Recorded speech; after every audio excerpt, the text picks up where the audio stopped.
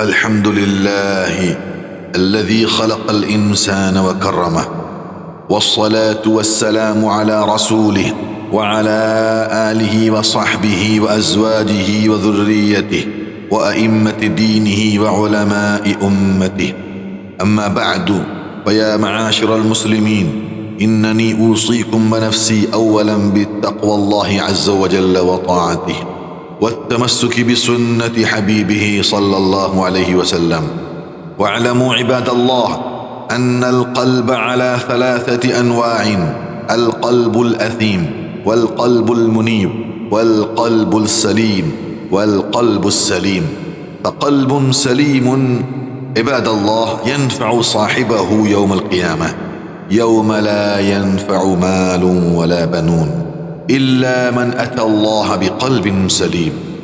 رزقنا الله وإياكم قلبا سليما، آمين. قال النبي صلى الله عليه وسلم: إن الله لا ينظر إلى صوركم وأموالكم، ولكن ينظر إلى قلوبكم وأعمالكم. نعم عباد الله، القلوب أوان لله في الأرض، فنظفوها من الأوساخ والأقذار، واعمروها بذكر الله ومحبته ومعرفته جل وعلا. أيها السادة، إن لتليين القلوب أسبابا وطرقا روحانية، فأنا أذكرها أمامكم لكي نصلح أنفسنا ونزكي قلوبنا. الأول تلاوة القرآن الكريم واستماعه. قال عز وجل: الله نزل أحسن الحديث كتابا متشابها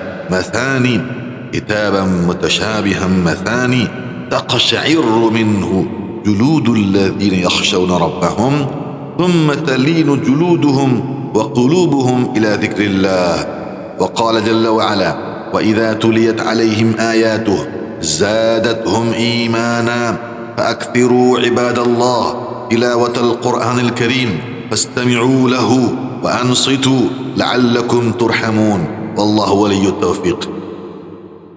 يعني أن المستمع، من الواجب أن المستمع يرحم بإذن الله. فما ظنكم بتلاوة وقراءة القرآن الكريم؟ نسأل الله التوفيق لما يحب ويرضى. الثاني ذكر الموت وزوال الدنيا والانتقال إلى الدار الآخرة، حيث أرسل النبي المصطفى صلى الله عليه وسلم بقوله: زوروا القبور فإنها تذكركم الآخرة. الثالث الإكثار من ذكر الله جل وعلا. إنما المؤمنون الذين إذا ذكر الله وجلت قلوبهم. وقال أيضا: الذين آمنوا فتطمئن قلوبهم بذكر الله. ألا بذكر الله تطمئن القلوب. واعلموا أن راحة القلوب في ذكر الله عز وجل جل ثناؤه. نسأل الله التوفيق لما يحب ويرضى. واعلموا عباد الله، دواء القلب 5 أشياء: تلاوة القرآن مع التدبر، وخلاء البطن، يعني قلة الطعام من غير إسراف في الطعام، وقيام الليل، ومجالسة الصالحين، والتضرع عند السحر. وبالله التوفيق.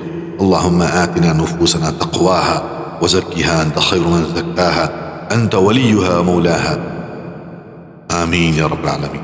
قولوا قولي هذا، أستغفر الله لي ولكم ولجميع المسلمين والمسلمات من كل ذنب وخطيئة، فاستغفروه إنه هو الغفور.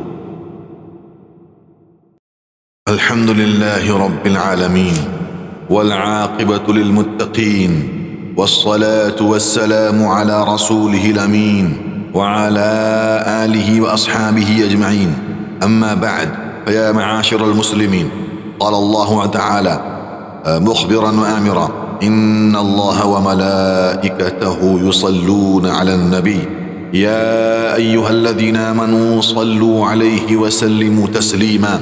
اللهم صل وسلم دائما أبدا على حبيبك خير الخلق كلهم.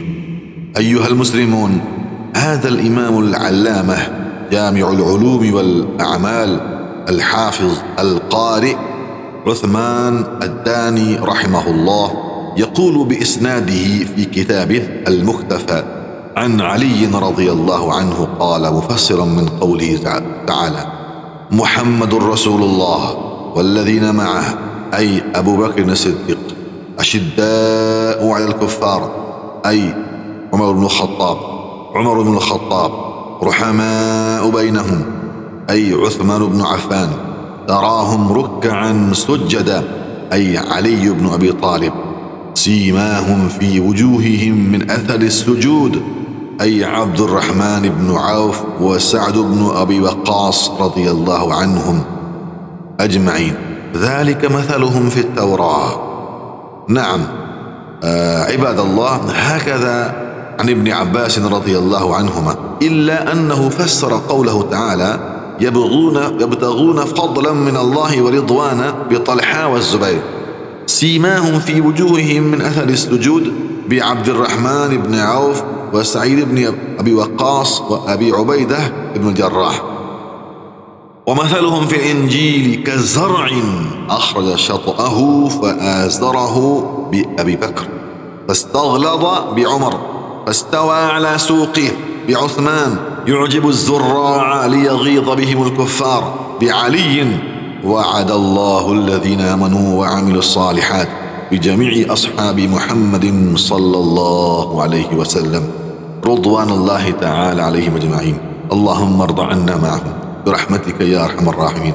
اللهم اغفر لجميع المؤمنين والمؤمنات والمسلمين والمسلمات الأحياء منهم والأموات، إنك سميع قريب مجيب الدعوات برحمتك يا أرحم الراحمين، والحمد لله رب العالمين.